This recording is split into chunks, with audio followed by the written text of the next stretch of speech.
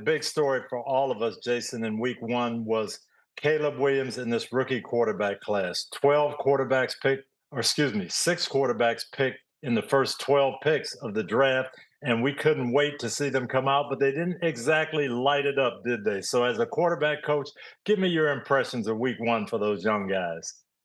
Coach, I just think it's hard. It's hard for these guys. I don't care how good a college player you were, what level of competition you played out, how many Heisman trophies you won.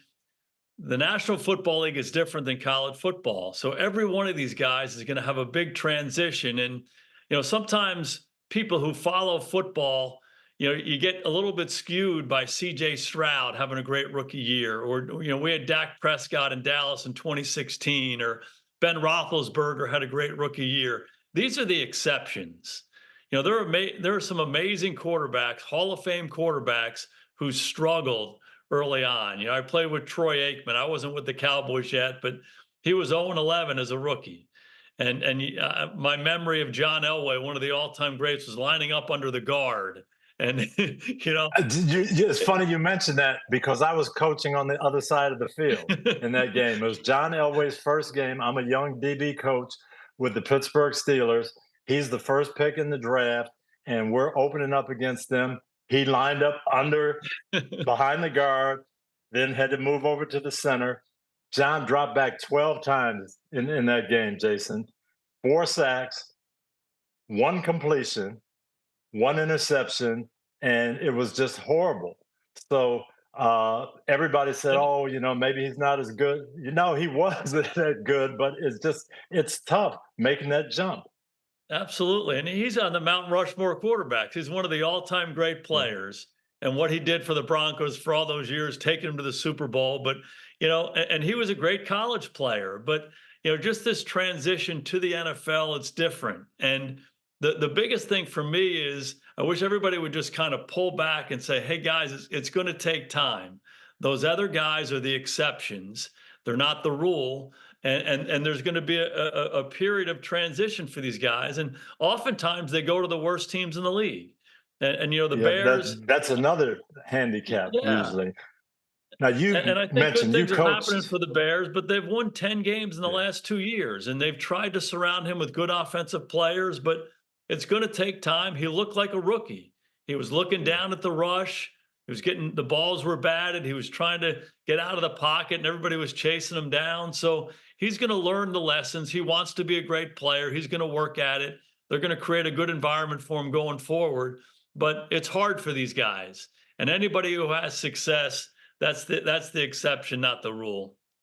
You're right, and we can look at the other two guys, Jayden Daniels and Bo Nix. They had excellent preseasons. Everybody's fired up, and I think between the three of those guys, no touchdown passes, very little scoring, and it's just different. Now all of a sudden, you're seeing the real defenses and not the vanilla defenses. You're seeing the starting players, and it's moving faster. And all three of these guys, it's going to be a learning process.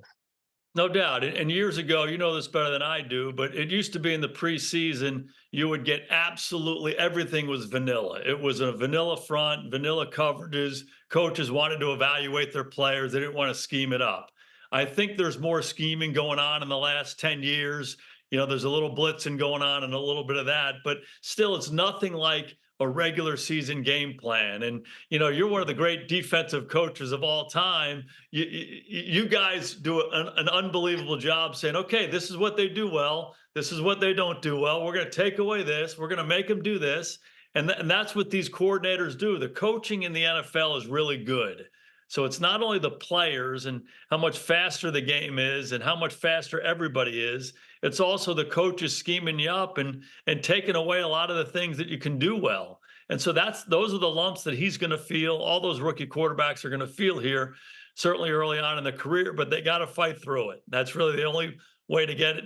And I do think the coaches making concerted effort to put him in a favorable situation to take some burden off of them is a big part of the transition.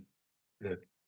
Now, you mentioned you coached Dak Prescott, and he was one of those guys that did have a great first year. What did you do for Dak to set him up and to help him grow?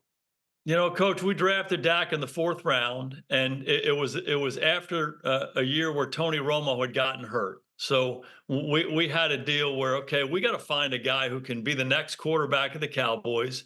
Tony's getting older. He's still the quarterback, but who's the next one? But we also was like, hey, we need a guy who can go in and play, as a capable backup. And at the time, Tony was our starter, Kellen Moore was our backup, and we drafted Dak in the fourth. And for me, I got the evaluation wrong on Dak. I thought Dak could be the starting quarterback of the Cowboys for a long time. He had all the traits that you wanted, all the traits that we've seen over these last number of years. But one of the concerns I had was, okay, how quickly can he play? Because he's been in a shotgun offense. He's done a lot of quarterback zone read type stuff and been a very successful player at Mississippi State. But we're going to get under center. We're going to have a more traditional NFL offense. How is he going to be able to transition to doing that? And sure enough, Kellen Moore gets hurt in training camp. Third preseason game, we go to Seattle. Tony Romo scrambles left, and he gets sacked from behind and hurts his back. And now all of a sudden we turn to Dak. It's like, okay, you're in. And I'll never forget it. It was a 3rd and 6, and that was at the time, Coach, when guys were still playing everybody in the preseason. So this is 2016. The Legion of Boom is still around. All those Chancellors playing, and Richard Sherman, and all those Bobby Wagner, all these guys are playing on that defense. And Dak goes in on the 3rd and 6, and he drops back. He looks left. It's not there. He turns back, and boom, complete poise, throws it to Beasley. Beasley makes a first down. And we all look at each other like, wow. And then he went and played really well for us the rest of the preseason and played great in the regular season. I thought Scott Linehan, our offensive coordinator, did a great job each week giving him stuff he could handle. And then as we went during the season, it grew and grew and grew. And I thought it was a real organic process where he evaluated it and said, okay, he can handle this. What's the complement? Can he do this? And we had a good team around him. We had a good offensive line. Zeke was a tremendous runner, Jason Witten, Des Bryant. So it was a good environment, but Dak played remarkably well for us. And I do think creating a comfortable environment where things that he could do and played to his strengths were a big part of his success. And I credit Scott Linehan, our offensive coordinator, for doing that. Yeah. We mentioned 6 first-round picks this year at quarterback. 3 of them started day one. 3 of them are not starting. And I had an experience with one time with a rookie quarterback, Sean King, in 1999 with us in Tampa. We're starting Trent Dilfer. We drafted Sean. He was a winner at Tulane. We knew he was going to be a good player. Well, we get some injuries the same way you did, but it's midway through the season, and now Sean comes in. He's had a chance to look at things a little bit. We cut the playbook down and, again, focus on the things he could do. We had a great defense, and Sean didn't have to carry us. He had a tremendous year, took us to the NFC Championship game. But what's your thought? Some people now put that young quarterback in right away and let him go. Some people let him watch and learn. What is your thought as a quarterback coach? Well, I do think every situation is different, but I think the ideal scenario for me would be to let them sit and watch. And I think about what Andy Reid did with Patrick Mahomes. They made a concerted effort to go get Patrick Mahomes in that draft. They thought he was going to be great, but they said, hey, you're going to sit and watch for a year and watch Alex Smith play quarterback. And you're going to learn and you're going to grow and practice. And then when you get a chance to play, you're going to be that much more ready. And, I think about Aaron Rodgers. He didn't play till the middle of year 4. Yeah. Tony Romo didn't play till the middle of year 4. So a lot of these guys get a chance to develop an armor about them to say, okay, I know what to do. I've seen that. I'm learning from other people's mistakes or the things they do well. And when it's my time, I'm going to be that much further along. There's nothing like experience. There's nothing like taking those snaps yourself. But if you're more prepared mentally, you've seen more things on the side, I just think it gives you a better chance to have success. Now, your old guy, Peyton Manning, would say, hey, I would never take back my rookie year. I threw 28 interceptions, but those are valuable experiences for me. And I think that's probably typical of him. That's his competitive nature. But sometimes I think if you can create an environment where they can watch for a little bit, I just think they can develop on the side and be that much more ready for the challenges. No question. You mentioned Andy Reid, and Andy saw that was the Green Bay way of doing things, and he saw that work out really well. Brett Favre comes there. Andy's an assistant coach there.